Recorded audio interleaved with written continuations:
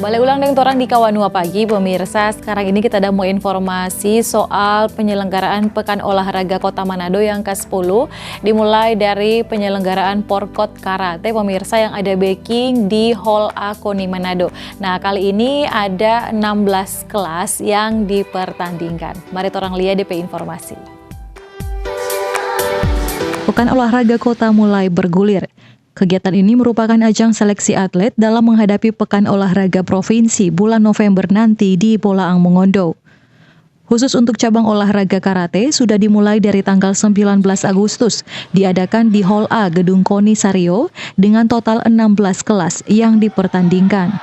Untuk Porkot Pekan Olahraga Karate, khususnya cabur karate di Kota Manado, diikuti oleh 11 kecamatan dengan jumlah peserta kurang lebih 65 atlet yang pada hari pertama telah dilaksanakan 4 kelas, yaitu kata perorangan putra-putri dan kelas berat, yaitu kelas 84 untuk putra dan 64 untuk putri.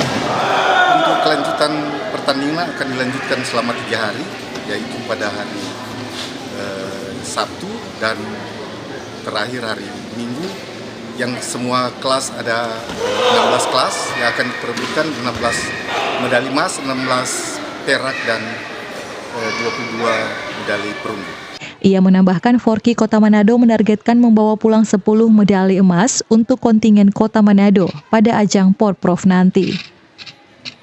Regina Mangkei melaporkan untuk Kawanua TV.